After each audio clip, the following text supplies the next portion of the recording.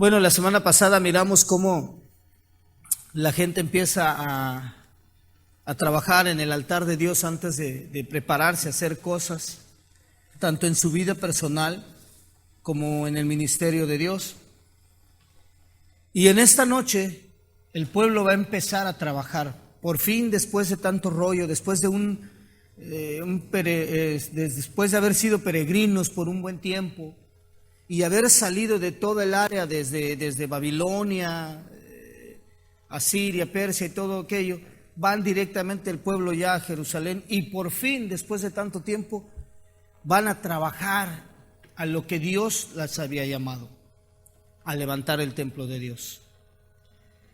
Así que esta noche vamos a ver desde el versículo 8 hasta el versículo 13 del capítulo 3 de Esdras, y la verdad es que es algo muy rico, y todo depende de nosotros, de nuestro estado de ánimo o del deseo de nuestro corazón para poder esta noche ser tocados por Dios, porque podemos estar en medio de conflictos, pero si nuestra cabeza está en el conflicto no vamos a apreciar la riqueza de la palabra de Dios.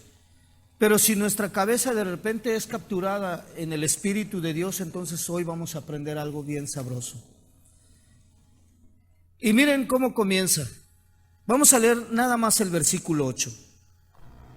En el año segundo de su venida, está hablando del pueblo, a la casa de Dios en Jerusalén, en el mes segundo, comenzaron Zorobabel, hijo de Salatiel, Jesúa, hijo de Josadac, y los otros sus hermanos, los sacerdotes y levitas, y todos los que habían venido de la cautividad a Jerusalén, y pusieron a los levitas de 20 años arriba, para que activasen la obra de la casa de Jehová. Fíjense bien cómo comienza, En el año segundo, o sea, 2 años después de que salieron. La semana pasada vimos que allí en el mes séptimo, después de que a los 7 meses de que salen, ellos empiezan a trabajar en el altar de Dios y pues hacen ofrendas y todo, ¿no? Ya lo miramos la semana pasada. Pero hoy comienza diciendo 2 años después de la salida.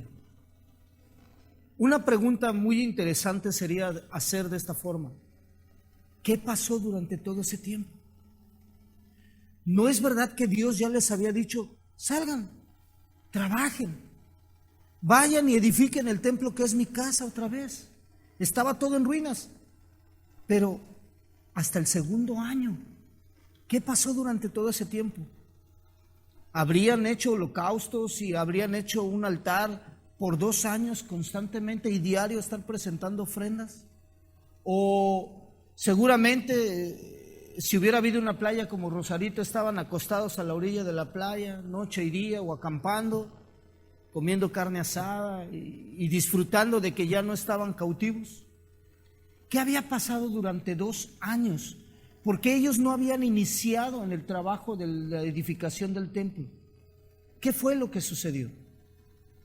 Como todo lleva un proceso, aquí entra esa parte del proceso en el que Dios trabajó con ellos. La Biblia no lo dice, pero es obvio que debió haber sucedido. Si nosotros hubiéramos sido en ese tiempo los judíos que regresan desde Babilonia y llegan a Jerusalén, ¿qué habríamos hecho? Si veníamos de una cautividad donde ya no éramos libres, ¿qué hubiéramos hecho? Si de momento nos vemos que estamos en plena libertad. Imagínense, las personas que quizás aquí han estado en una cárcel lo van a entender, y los que no hemos estado, pues yo nada más estuve detenido una noche y fue suficiente. Ya no tuve el deseo nunca de estar allí detenido en una prisión. Pero los que sí han estado ahora, imaginen lo siguiente: ¿qué es lo que pasa con una persona cuando ha estado en la cárcel y de pronto ya se ve en la calle? Quiere disfrutar de la libertad. Todo aquello de lo que estuvo privado ahora lo quiere hacer. Ellos, de pronto el pueblo de Israel, los judíos, ya están libres y van a trabajar. ¿Pero qué hicieron por 2 años? Esa es la pregunta. ¿Qué hicieron? Simple. Ahora sí comienzan a trabajar en sus casas porque venían con familias. Ahora sí se van a poner a laborar en su persona y en su familia, pero al mismo tiempo van a planear cómo se va a hacer el templo. Porque la Biblia no nos lo dice, así como cuando a Noé le dijo Dios, oye, ¿sabes qué? Pues vas a hacer un arca de así, así, así, asado, y vas a escoger esto y vas a buscar lo otro.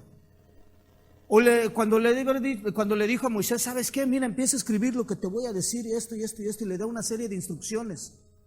Aquí ya no lo miramos. Aquí ya no miramos a Dios en su esencia espiritual, hablándole a la gente y diciéndole, ahora vas a empezar así, así, así, así, así, asado el templo. No se ve, no lo menciona. Pero si ustedes estuvieran aquí, vamos a suponer, tenemos un montón de material aquí, entre tablas, entre hojas de yeso, madera, barrotes, tablas, y cuanto todo lo tuviéramos aquí. Si tenemos el material, ¿qué es lo que vamos a hacer? A trabajar. Pero, ¿sin una idea es posible? No, ¿verdad? Se necesita proyectar la imagen. Y ya que tienes la imagen, se necesita planear sobre la imagen qué se va a hacer. ¿De qué dimensión vamos a trabajar un salón? ¿Le vamos a poner yeso o lo vamos a forrar con tela? ¿Lo vamos a poner aislado de la temperatura o va a estar así nada más hueco? ¿Qué se va a hacer? Durante todo ese tiempo, Zorobabel, Jesúa y todos los demás que estaban allegados a él comenzaron a planear cómo se iba a hacer el templo.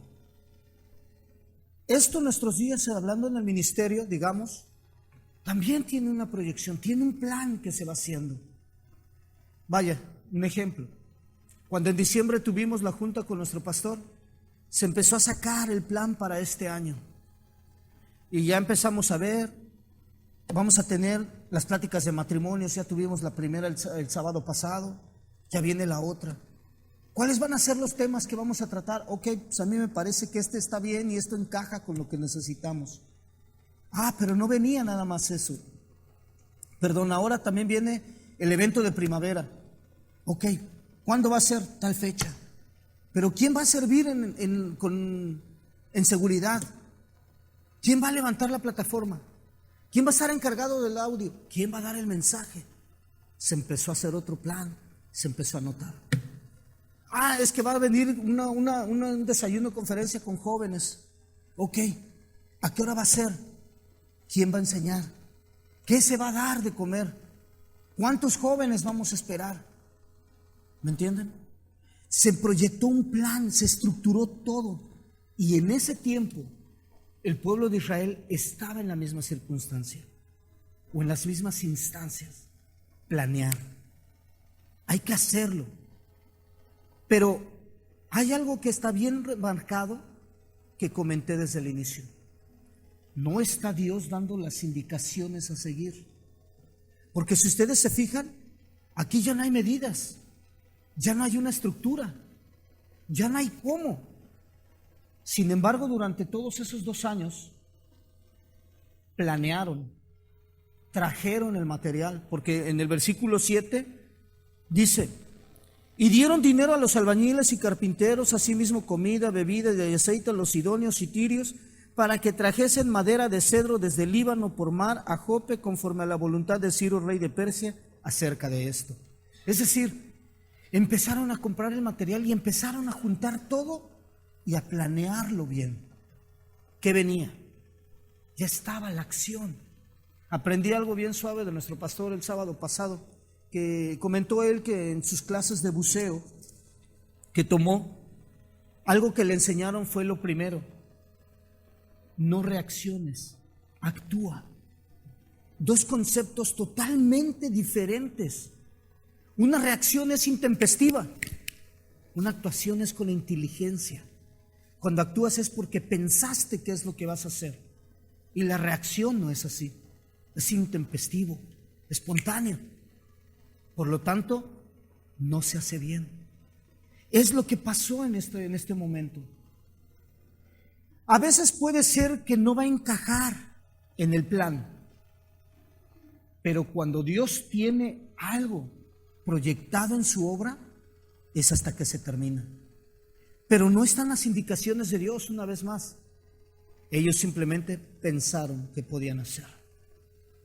Estaba leyendo, no sé si ustedes sepan cómo fue formada la compañía Home Depot, pero es un testimonio especial de uno de los dueños, se llama Barney Marcus.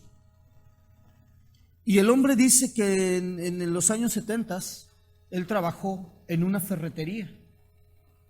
De pronto, él era gerente y de pronto un día como cualquiera, llega a su trabajo y le dicen, ¿qué crees? Se acabó la chamba, ya no hay nada para ti. Entonces el hombre sale muy molesto porque había entregado buenos años de su vida, había alcanzado la gerencia y había dado todo. Sale muy molesto con la intención de demandar, levanta la demanda contra los dueños de esa compañía y él en el caminar se encuentra a un amigo que era un accionista bancario y le dijo, Marcus le dijo, ¿sabes qué? Fíjate que me despidieron de mi trabajo y voy a demandar. Y entonces el banquero le dijo, muy fácil, espérate, acuérdate que me habías dado un plan, una idea que teníamos. ¿Te acuerdas el negocio que me propusiste? ¿Qué te parece si ahora sí lo llevamos a cabo? Querían emprender su propio negocio de ferretería, pero Marcus nunca se animó. Entonces le dice, piénsalo, pero él todavía está molesto. Emprende el camino hacia su casa y de pronto se encuentra al dueño de una compañía, Price Club. Lo invita a cenar y le dice, vente. Pero antes de llegar a cenar pasan a la casa del dueño de Price Club. Y mientras están en su casa lo baja al sótano y le dice, ven, te voy a enseñar algo. Y le enseña un montón de hojas, de miles de ideas y entre ellas las demandas que él tenía. Y dijo, ¿sabes de qué me di cuenta? Le dijo el dueño de Price Club, le dijo, que si yo demando es en vano. Necesito actuar en mis ideas. Se sale Marcus de su casa y en el caminar dice, entonces es el tiempo de empezar algo.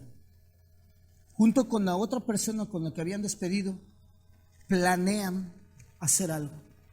Al siguiente día se entrevistan con su amigo, el accionista banquero, y ya le dice, ¿sabes qué? Pues ahí va, ¿cómo ves?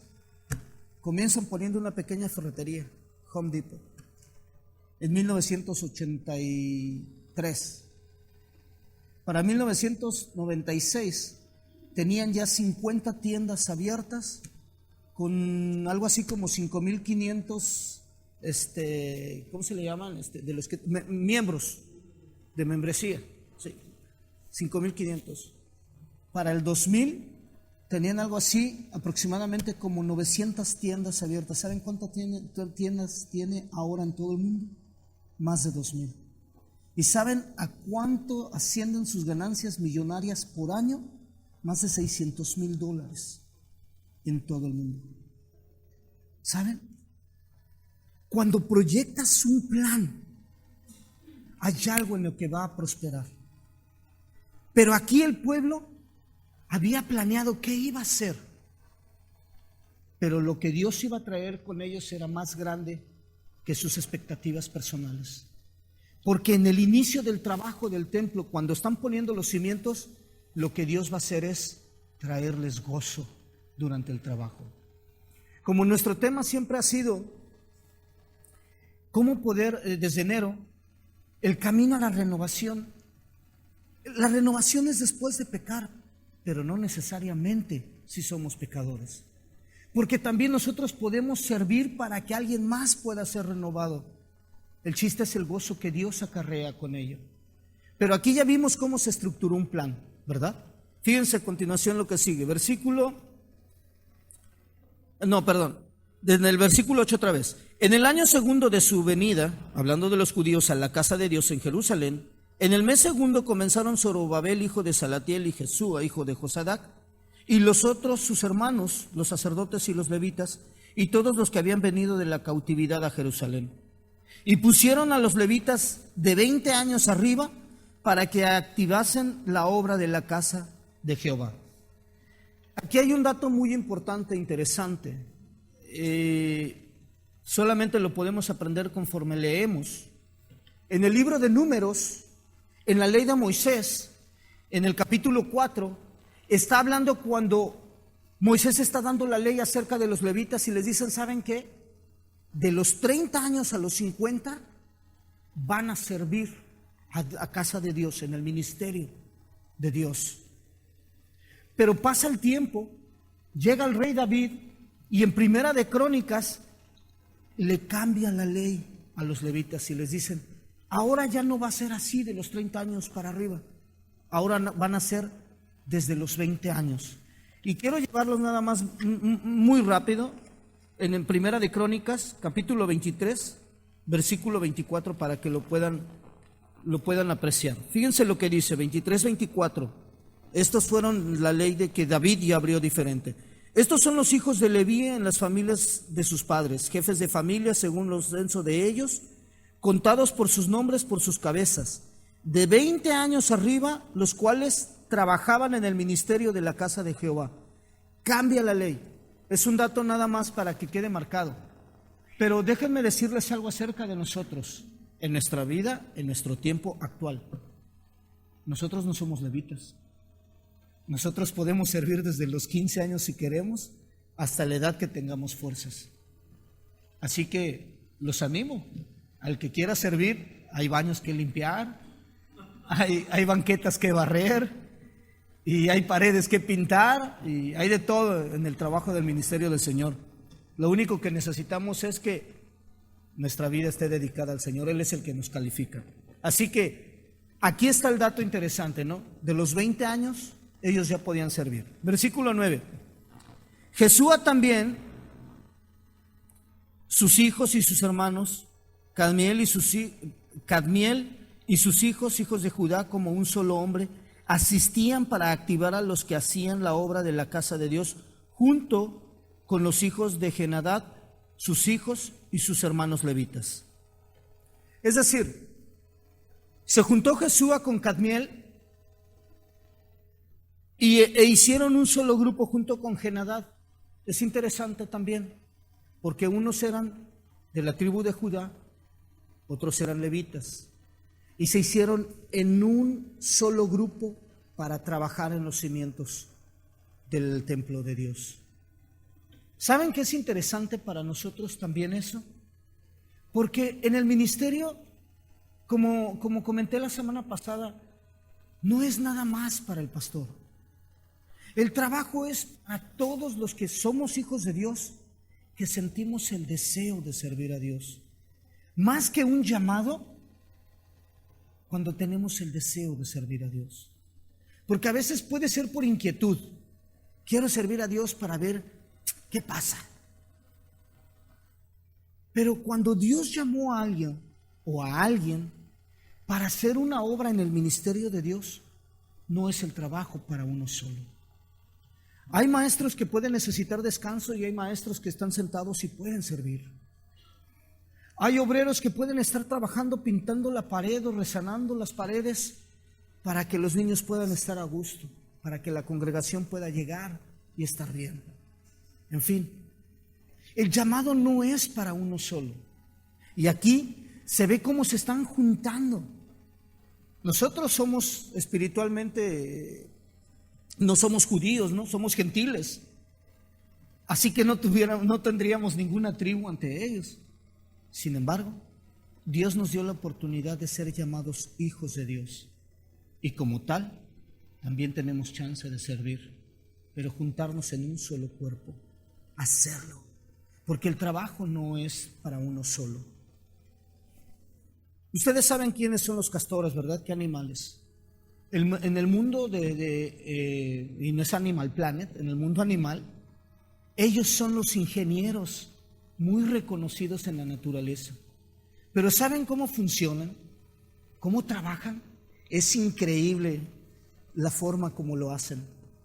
Primero, en realidad el macho no comienza la obra, quien la comienza es la hembra.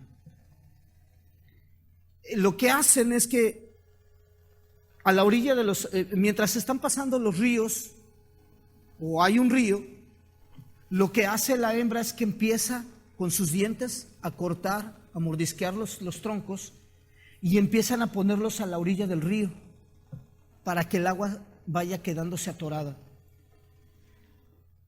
Cuando está el río corriente abajo, tratan de comenzar de abajo para arriba para que el agua se vaya estancando, pero comienza a las orillas, mientras el macho lo que comienza a hacer es que conforme el agua está estancándose, haciéndose una laguna y deja de ser un río, el macho va poniendo lo que va a ser su refugio. Entre las ramas, la basura del río, las ramas, las piedras empiezan a formar un gran refugio. Es de tal magnitud la construcción que hace el macho, hablando en el refugio, que las paredes entre lodo y piedras pueden tener hasta medio metro de grueso, hasta 2 metros de alto el refugio, por el agua. Lo que sucede también es que hacen canales para que una vez que esté toda el agua estancada, ya en laguna, deja de ser río una vez más, la hembra lo que hace es que ya encuentra formas de entrar y de salir, para que cuando viene la primavera, que es el único tiempo en que nacen los castores, ellos puedan estar seguros. Pero ¿saben? El trabajo no es para la hembra nada más. El macho le entra al quite. Y es de tal magnitud lo que hace el trabajo el castor, el macho, que después de 2 años, cuando ya tienen crías, él tiene que dejar el nido, tiene que irse para que pueda crecer las crías, y él tiene que buscar otro camino. No vayan a hacer eso ustedes, varones, no es un pretexto. Pero ¿saben qué sucede? Que una vez que ya está todo hecho, aparentemente ya no va a suceder nada, ya tienen una laguna y el refugio es perfecto. Crecen las crías hasta sus 2 años. Cuando viene el agua del deshielo, el agua sube y los ríos vuelven a tomar fuerza y se llevan todo.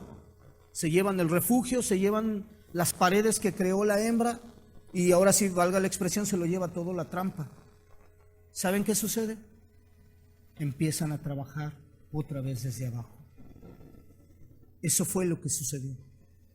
El pueblo judío ya había fallado, ya había pecado, pero ya estaba Dios dispuesto otra vez a levantar otro refugio, a levantar otra casa.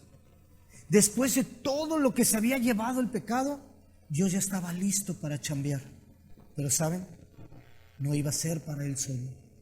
Siendo el Dios todopoderoso, el creador de todo con su palabra y con sus manos, no los necesitaba a ellos.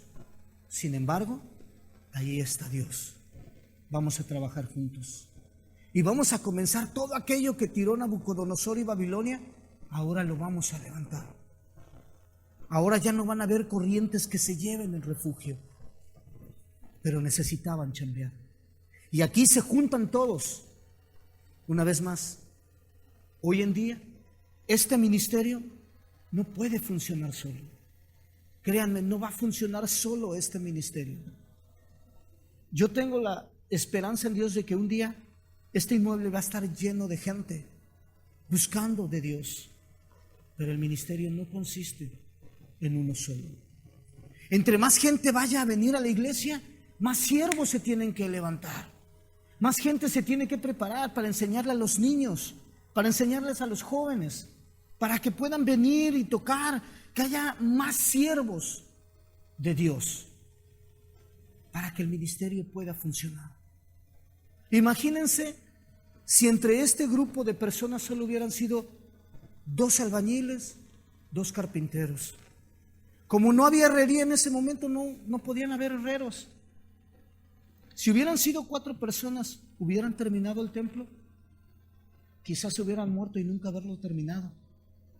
Sin embargo, se juntaron para trabajar como un solo hombre. Versículo 10. Y cuando los albañiles del pueblo de Jehová echaban los cimientos, pusieron a los sacerdotes vestidos de sus ropas y con trompetas, y a los levitas hijos de Asaf con címbalos, para que alabasen a Jehová, según la ordenanza de David, rey de Israel. En el siguiente texto, que es el texto 11, ahí está el bosquejo de todo lo que vamos a ver en la historia. Para los que, si hay alguno que se haya notado en la escuela o ha estado, en una escuela bíblica, o los que han llegado, pasado de preparatoria y haber estado en la universidad, el bosquejo son las partes que están divididos un tema. Y en el versículo 11 está el bosquejo de la historia, las partes en las que está dividido la historia de esta noche. Pero en el versículo 10 es hermoso lo que comienza, porque ellos están trabajando duro, golpeando, sacando todo para poder chambearle a los cimientos, y sucede algo extraordinario.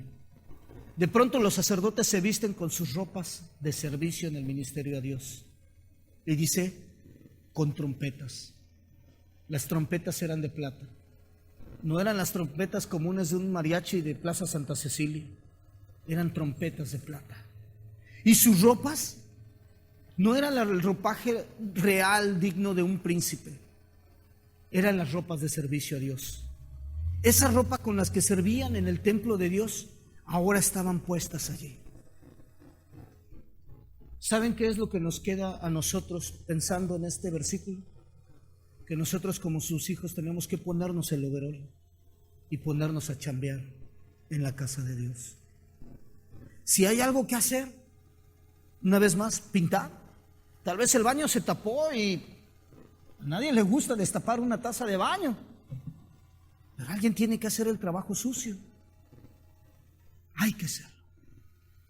Dios estaba dispuesto diciéndoles, pónganse su ropa de chamba. Vamos. Los sacerdotes eran levitas y les estaban diciendo, yo te escogí a ti, ponte tu ropa para chambear, porque te llegó la hora de chambear. Si Dios te hiciera la invitación esta noche, la semana pasada, y hace 15 días, y hace 3 semanas, y te dijo, quiero invitarte a que te pongas a chambear en el ministerio. Quiero hacerte partícipe de mi obra. ¿Cuál sería tu respuesta a Dios? Porque a lo mejor ya te preparó y ya te puso tu overol. Solamente te resta decidir si ponértelo y chambear o dejarlo colgado en el perchero. ¿Qué te gustaría? Aquí los sacerdotes se ponen su ropa y van a chambear y agarran sus trompetas y empiezan a tocar. ¿Y qué dato tan curioso o qué parte tan interesante en la historia? Ah, caray, mientras los sacerdotes se ponen sus ropas y están con trompetas, otros le están dando duro al pico y la pala. Bueno, es que unos enseñan y otros cantan, otros enseñan, otros limpian, y así era para Dios. Pero los sacerdotes responden al llamado. Y fíjense lo que sigue, la segunda parte. Y a los levitas, hijos de Asaf, con címbalos, para que alabasen a Jehová según la ordenanza de David, rey de Israel. ¿Saben qué nos dice esta porción? Que los músicos estaban listos para alabar a Dios, atentos al servicio.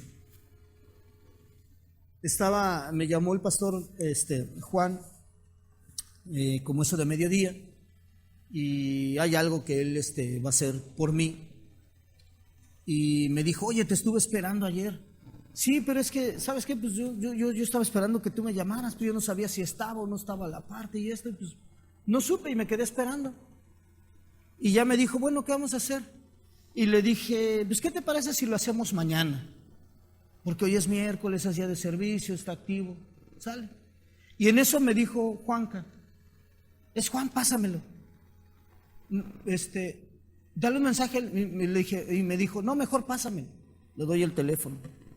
Y agarra y le dice Juanca, oye, te quiero pedir un favor, ¿te podrías hacer cargo de la alabanza? Porque no sé si va a llegar David o no por su trabajo. Sí, yo pude imaginar que él contestó que sí. ¿Sabes? Ese es el chiste.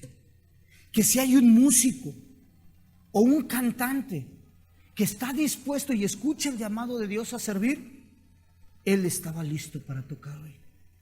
A lo mejor no tenía ni idea qué canto podía exaltar a Dios más que otro, pero estaba listo para servir.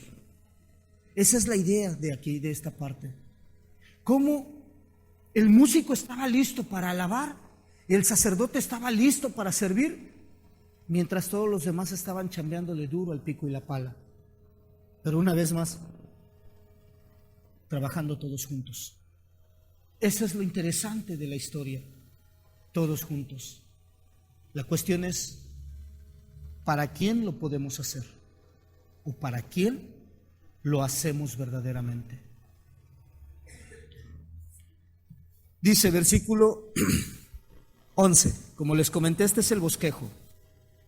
Hay 4 cosas en este versículo 11 que les van a ayudar a entender por qué es el bosquejo, las partes del tema. La historia sigue siendo la misma, pero estas son las partes en las que está dividido. Fíjense, versículo 11, vamos a ver la primera.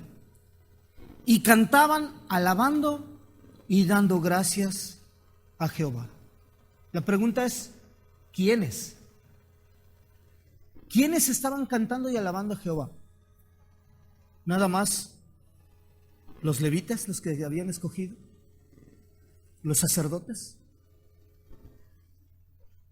todos estaban cantando y alabando a Jehová. Déjenme decirles esto y les pido una disculpa y perdón si alguien se siente ofendido, no es mi intención. Pero cuando entramos al inmueble, si nuestras manos únicamente están palmeando, ¿estamos alabando de verdad a Dios? ¿Es una reacción o estamos actuando? Porque Dios no es de un Dios de palmadas nada más. Dios es un Dios al que le gusta la alabanza. Porque dice que cuando Él escucha la alabanza de su pueblo, se goza. Entonces, ¿quiénes estaban cantando? ¿Todos? ¿Nosotros podemos llegar a este lugar y de verdad cantar a Dios? ¿Podemos cantarle de verdad con nuestro corazón? Hay denominaciones en las iglesias cristianas que no son tan emocionalistas, y lo sé porque he conocido personas de esas denominaciones, y ellos no palmean sus manos, no cantan tampoco cierran sus ojos si hay un canto de adoración, porque dicen que ellos no son emocionalistas. Ah, caray, yo no compagino con ellos por esta sencilla razón, porque el día que Dios cambia el corazón, lo cambia completamente, y dice que Él cambia la tristeza por baile, es decir, cambia la tristeza por gozo. Y si hay gozo, los cantos salen espontáneos. Es más, hasta sin que seas músico empiezas a componer cantos a Dios. Hay cantos que hay cantos que compusieron personas y ni siquiera son cantantes. Así se los pongo fácil. Ni siquiera cantan, ni músicos son, y sin embargo componen cantos para Dios. ¿Por qué? Porque sienten el deseo de alabar a Dios. Y aquí ellos, en cuanto empezaron, fíjense, imagínense la historia. Vamos a verlo o a proyectarlo como si fuera una película que estamos viendo en este momento. Imaginen a los albañiles trabajando a todo pulmón, pico, pala y de todo, para empezar a poner los cimientos. Pero solamente se oyen las herramientas trabajar. No se oyen más que voces: haz esto, haz lo otro, acomódate esa piedra, pásame esto, tráete el agua porque hace calor. Imagínense. Pero de pronto entran los sacerdotes vestidos con su ropa de servicio, con sus trompetas, y empiezan a tocar. Y luego detrás de ellos vienen los levitas con sus címbalos, y vienen todos, ¿no? Y empiezan a tocar y empiezan a cantar. Automático. Cuando empiezan a cantar, el resto del pueblo, los albañiles, hasta niños, también empiezan a cantar y a alabar a Dios. ¿Por qué? Porque estaban dispuestos a hacerlo. Y empezaron a alabar todos juntos. Segunda parte. Fíjense. Diciendo, porque Él es bueno. ¿Quién? Dios. Porque Él es bueno, porque para siempre es su misericordia sobre Israel. Segundo punto, Primero, alaban a Dios y segundo, exaltan a Dios reconociendo lo bueno. ¿Pero por qué lo reconocen? ¿Qué fue lo que sucedió para que lo reconocieran? ¿Qué fue? ¿Saben cuándo comenzó realmente la construcción o la reconstrucción del templo? No fue en el momento en que llegó Zorobabel y Jesús, no fue ayer. Fue, como dice Jeremías 29, que cuando ellos se humillan, no tiene necesidad de ir, se los voy a leer, 29 versículo 11 hasta el 13, y dice: porque yo sé los pensamientos que tengo acerca de ustedes, dice Jehová, pensamientos de paz y no de mal, para darles el fin de lo que esperan. Y fíjense, aquí es donde comienza en realidad la reconstrucción. Entonces me invocarán y vendrán y orarán a mí, y yo los oiré, y me buscarán y me hallarán, porque me buscarán de todo su corazón. Allí en realidad es cuando comienza todo, porque ya escucha Dios la voz de ellos y dicen: es tiempo entonces. Esto es lo que a ellos los llenó de convicción para decir: porque Dios es bueno y para siempre es su misericordia. Porque ya habían sentido que Dios les había perdonado por su pecado. Porque ya habían creído que Dios les había dicho: vayan y reconstruyan otra vez el templo. Y esta idea, este pensamiento los llevó a creer que Dios es bueno. Por lo tanto, ellos estaban cantando porque estaban viendo la bondad de Dios trabajando en su alrededor o trabajando en sus vidas. Así que ellos empiezan a cantar y a alabar y diciendo: Dios es bueno, Dios es muy bueno. Podemos fallar, pero contamos con un Dios que puede perdonar y que no deja de amar, porque su amor no cambia. Entonces, Dios es bueno. Fíjense lo que dice en la siguiente parte, el tercer punto. Y todo el pueblo, fíjense, aclamaba con gran júbilo. Aclamaban. ¿Saben cuál es el verdadero clamor? El clamor es cuando abres la voz de tu alma y empiezas a dejar que tu alma, tu esencia espiritual, hable por ti. Ese es el verdadero clamor. El clamor no es la voz audible de tus cuerdas vocales. No son vocales, son vocales. No es tu voz lo que hace tu clamor. Tu clamor es la voz interna de tu alma, y ellos estaban aclamando desde el fondo de su alma, estaban aclamando a Dios. Pero ¿cuál era el clamor que ellos estaban levantando? Para que ellos pudieran decir que estaban alabando a Dios. ¿Saben en qué consistía su clamor? En que estaban agradecidos con Dios. Porque recuerdan qué dice esta parte, porque daban gracias a Dios. Ahorita se los digo. Porque estaban dándole gracias a Dios por todas las cosas que Dios había hecho con ellos. Por eso su clamor estaba en gratitud, y en su gratitud estaba el gozo, y le estaban alabando a Dios, verdaderamente por el gozo que sentían. Fíjense la última parte, en la cuarta parte, el cuarto punto, dice: alabando a Jehová, porque se echaban los cimientos de la casa de Jehová. ¿Saben qué estaban haciendo? Trabajando para Dios. Qué caso tan curioso. Hablando una vez más de los castores, cuando ellos hacen los estanques a las orillas del río, no son ellos los únicos beneficiados. Un grupo de animales extra también se benefician de ellos, porque cuando ya empieza el deshielo y empieza la primavera, entonces vienen, se despiertan los osos, hibernan por 6 meses, viajan las grullas en su forma natural desde México o de Texas, van hacia los ríos. Viajan los patos, porque ellos no pueden nadar en ríos. Ellos buscan aguas tranquilas para poder nadar, para que puedan seguir adelante en su hábitat natural. Pero también llegan los alces, porque recuerden que viene del invierno, y ellos llegan buscando comida. ¿Qué es lo que sucede? Se benefician. ¿Por qué? Porque cuando ellos llegan, no solamente encuentran agua, sino también alimento. ¿Por qué? Los osos van a comer peces, van a comer patos, van a comer lo que encuentren a su paso porque estaban dormidos. Los castores en su trabajo benefician a muchos en la comunidad animal. ¿Saben qué estaba pasando con ellos? Estaban construyendo el templo, pero no para su beneficio en ese momento, sino para las generaciones venideras.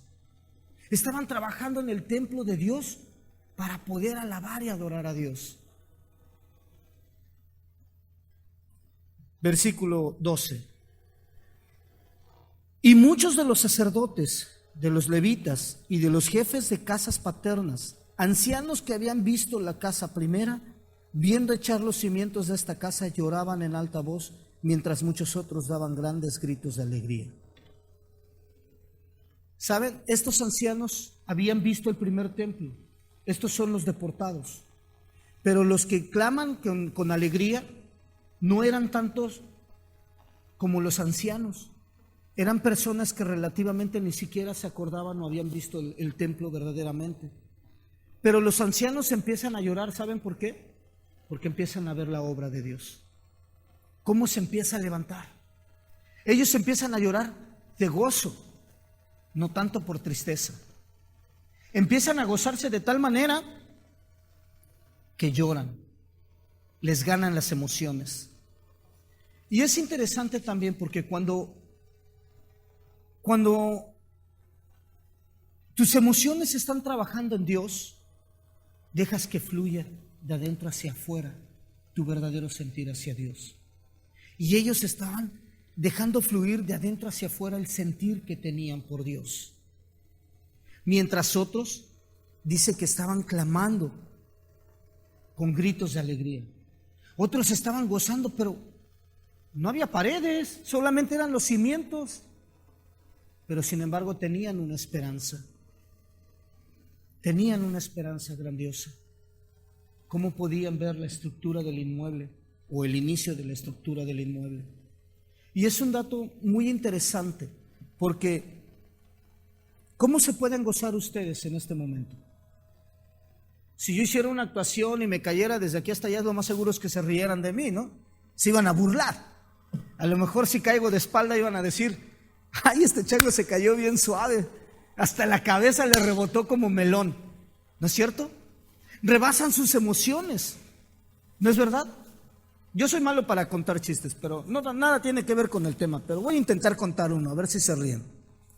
Estaba un día un elefante caminando por la selva y de pronto una hormiga traviesa agarra, sube una planta y se deja caer sobre el elefante. Entonces el elefante le dice: bájate, te tiro. Y la hormiga le dice en su voz pequeña, ¿saben? No. El elefante sigue en su andar y le dice el elefante: bájate, te tiro. Y le vuelve a decir la hormiga en su pequeña voz: no.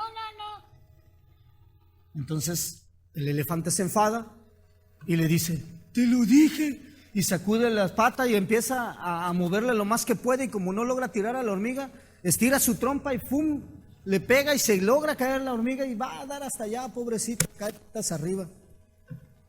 Pero la hormiga se enchila. De pronto va con sus amigas, con sus compas, ¿no?, al hormiguero, y les dicen: ¿sabes qué? Me tiró el elefante. Pues se enojan también, ¿no? Y le dicen las otras: pues vamos todas. Y ahí van todas, sale todo el hormiguero y se acercan a la mata y se suben todas así, una por una, y se le dejan caer el elefante encima.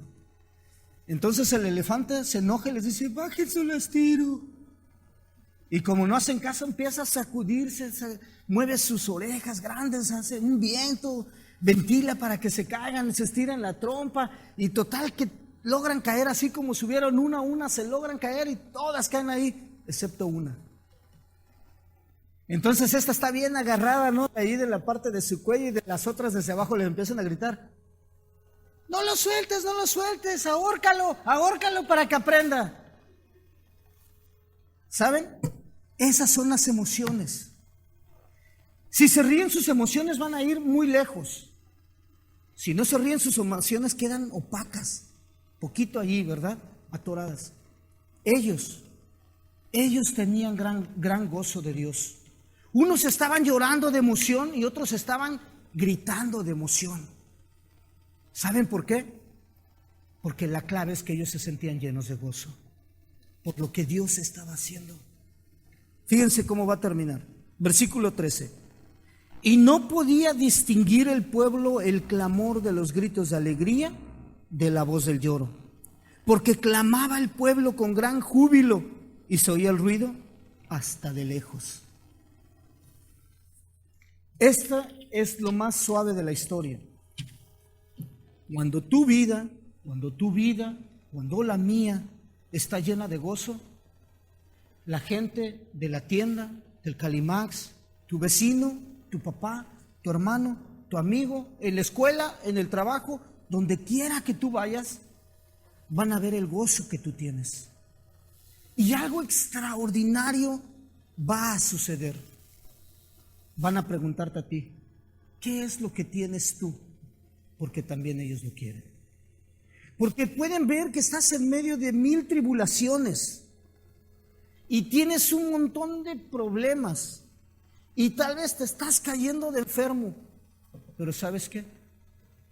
Pero cuando tú reflejas el gozo de Dios en tu vida personal, la gente te va a preguntar, ¿qué tienes tú? Porque yo también lo quiero. ¿Te ha pasado? Porque si no te ha pasado, a lo mejor te ha hecho falta experimentar más el gozo de Dios, pero más aún, expresarlo.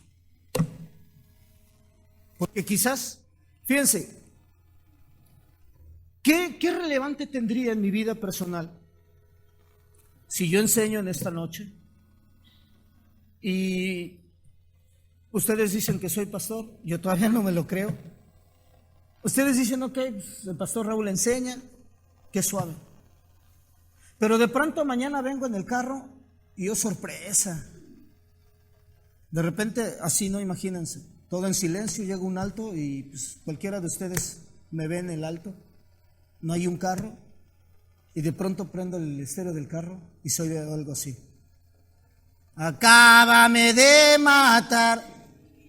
¿Tiene algún caso? ¿Ustedes creen que voy a reflejar un gozo de verdad? ¿Sí? ¿Me creerían que yo tengo un gozo? Ahora, si el carro es un lowrider, a lo mejor el carro está brinque y brinque mientras, ¿para qué me dejas herido? ¿Eso es reflejar un gozo? ¿Verdad que no? Se harían las emociones de mi carne. Pero cuando a mí me ha pasado de verdad, hace mucho tiempo una persona nos dijo, porque estaba también mi esposa, ustedes los cristianos siempre tienen algo y yo he querido saber qué es, ¿sabes? Es muy simple. Tengo a Dios en mi vida personal y cuando lo reflejas, la gente quiere saber qué es lo que tú tienes en tu corazón y en tu vida personal. La clave, como termina en este texto, ellos lo estaban expresando y la gente no podía distinguir qué era mayor, si las voces chillonas o el grito de júbilo. ¿Qué sería más grande? Yo he podido ver cuando mi hija llora y mi esposa llora, pero también las he visto reírse y a carcajada abierta y de pronto digo, ¿qué es más interesante? ¿Saben por qué? Porque es más fácil para nosotros, y vamos a ponerlo, yo no me considero anciano, ¿verdad? Pero ando en el camino, me considero que soy una persona dentro de mi edad, pues joven todavía. No tengo 22, 23, 24, pero pues, ya los tuve, ¿no? Ya pasé por allí. Pero es más fácil dejarnos contagiar por la energía de un joven que dejarnos caer por la melancolía de la vejez. Pero cualquiera que sea de estas cosas, el gozo, ese no conoce edad. El gozo lo vas a reflejar. Es más, hay una nenita que viene el domingo y cuando viene en la mañana y en la tarde, siempre le digo, qué bonita estás, porque viene cambiada diferente en la mañana y en la tarde. Le dije, qué bonita estás, le digo. Y ella siempre sonríe y dice, ¿lo cree? Lo afirmo.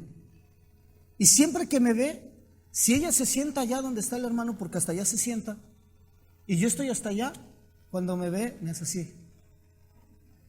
O sea, como diciéndome, ¿estoy bonita? ¿Saben? Porque necesitamos reflejar el gozo de Dios, lo que sentimos, para que los demás lo puedan ver, pero también transmitir. Porque si ustedes se gozan, no vamos a estar danzando aquí como hay algunas denominaciones, y no digo que esté mal, no. Pero no vamos a estar danzando para que los demás podamos contagiarlos. El gozo es natural y podemos contagiar a los demás. ¿Cómo? Con nuestra forma de vivir. Cuando nosotros tenemos a Dios de verdad y estamos sirviendo a Dios de verdad, hay un extraño gozo muy profundo en nosotros. Es esencial el gozo en nuestras vidas una vez que conocemos a Dios. Así que déjenme decirles lo siguiente. Cuando se trata de alabar, como hablan en el versículo 11, tenemos que alabarle a Dios en todo tiempo. En todo tiempo. Es muy difícil, pero tenemos que alabar a Dios en todo tiempo.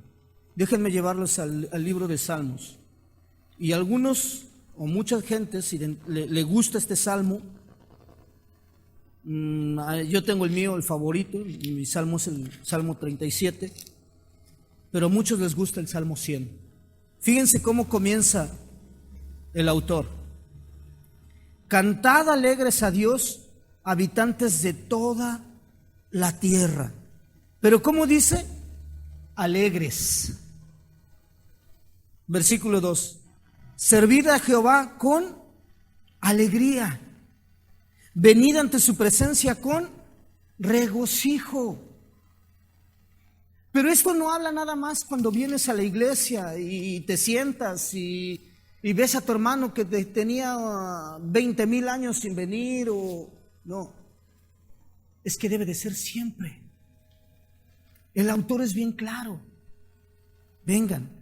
Y fíjense cómo termina el versículo 4, cómo da a continuación el versículo 4 y dice: entrad por sus puertas con acción de gracias, por sus atrios con alabanza. Alábenle, bendecid su nombre. En estos 4 textos estamos viendo todo lo que hacen en el versículo 11 de Esdras. Alaban a Dios, exaltan a Dios con gozo, porque están trabajando en Dios. Así que piensa la próxima vez cómo te gustaría estar en la casa de Dios. Pero si no es suficiente cuando tú estás trabajando a Dios o para Dios, no importa si es aquí en la iglesia, en tu casa, en tu trabajo, en la escuela también trabajas, por si no sabes, cuando eres estudiante también estás trabajando allí. ¿Y sabes por qué? Porque representas a Dios en tu vida personal y también estás trabajando para Dios. Cuando tú estés haciendo algo, fíjate cómo puedes atraer el gozo y Dios te exhorta a que sigas teniendo el gozo. Si no me crees, les van a poner Filipenses capítulo 4 y fíjense lo que dice: regocijaos en el Señor. ¿Cuándo? Siempre. Y fíjense otra vez la exhortación de Pablo. Otra vez digo, regocijaos en todo tiempo, en todo lugar, como el canal 12, con quien estés, a donde estés, para que sigas haciendo tu gozo, manteniendo tu gozo. Exhortarlos a esto. Aclamen a Dios. Aclamen a Dios con gozo. Ese es el secreto en toda esta parte de la historia. Ellos estaban aclamando a Dios con gozo. No era tanto lo que estaban haciendo para los cimientos del templo, es que estaban aclamando a Dios con gozo. Déjame decirte algo. Si yo estoy haciendo un ayuno para Dios y de pronto le empiezo, el ayuno, el propósito de un ayuno en Dios es buscar más de Dios. Pero ahora imagínate si estoy orando a Dios y de pronto le digo: Señor, tengo cientos de miles de problemas y ya no quiero. Ya me quiero suicidar porque ya no aguanto. ¿Tengo gozo en mi corazón? Sin embargo, está diciendo regocijaos siempre y en todo tiempo. En todo tiempo. Esa es la parte más difícil. ¿Y saben por qué es más difícil? Porque somos carne. Trabajamos con emociones. El cristiano no debería de caminar por emociones, sin embargo, somos carne. Y nos vamos a enojar y nos vamos a entristecer, como también nos vamos a alegrar. Somos carne y tenemos emociones. Y esta es la parte más difícil. Regocijarnos siempre. Pero no creas que es imposible o difícil. Cuando tú trabajas en Dios, te llenas de gozo. Quiero invitarte a que pienses lo siguiente. Si en la iglesia se abre una plaza para servir en Dios, quiero invitarte a que pienses para servir a Dios, porque te vas a llenar mucho de gozo. Primera de Corintios capítulo 15, 58 dice que todas las cosas, dice, porque tu trabajo en Dios no es en vano. No es en vano. Esto quiere decir que Dios también te va a traer gozo. Mira, dice, así que hermanos míos amados, estad firmes y constantes, creciendo en la obra del Señor siempre, sabiendo que vuestro trabajo en el Señor no es en vano. Te va a dar gozo. Tal vez no encuentras mucho de sentido en la historia, pero cuando trabajas en Dios como ellos estaban trabajando, se estaban llenando de gozo. El gozo no es igual que la alegría, el gozo es mayor. La alegría es espontánea porque la alegría se basa en lo material. Me saqué la lotería, puedo brincar, me voy a comprar un Ferrari mañana. Es alegría. ¿O sabes qué? A lo mejor la chava que tiene un novio o el chavo que tiene una novia nueva, ¡ay, estoy feliz! Le llama a la chava, cuelga tú, no, pues cuelga tú, no, cuelga tú primero. Y es motivo de alegría. El gozo es mayor. El gozo te hace danzar. El gozo te hace gritar y decirle a medio mundo, Cristo te ama. Es el gozo que estás teniendo en tu corazón. ¿Me entiendes? Quiero invitarte simplemente a que si hay un llamado para servir, no reacciones, actúa para que sea rico y hermoso. Quiero terminar diciendo esto. El gozo o una vida con gozo en el Señor alaba a Dios, pero también inunda tus corazones. Inunda los corazones, Inunda el corazón de gozo. ¿Sabes? Quiero terminar de esta forma, diciéndote, intenta vivir una vida con gozo. Experimenta una vida con gozo. Cuando tú te des cuenta, no tienes oportunidad de entristecerte. ¿Sabes por qué? Porque estás lleno de gozo. Todo puede pasar. Va a haber momentos, es más, que vas a experimentar la tristeza en tu vida por la razón que sea. Así es la vida de dura y de difícil. Pero cuando intentas mantenerte en el Señor te va a dar la oportunidad de tener tu gozo. Como persona, si fallas en el pecado, no te preocupes, arrepiéntete y Dios te va a permitir entrar en el gozo otra vez del Señor. Como iglesia, si tú sabes que hay un hermano que ha caído, no te preocupes, ora por él. Mantente al tanto de ahí, de su persona, para que también le ayudes a que vuelva a recuperar el gozo y tú mismo te puedas gozar. Así que dale oportunidad a que Dios llene tu corazón para que puedas vivir un gozo. ¿Y sabes? No vas a estar poniendo los cimientos de un templo nuevo.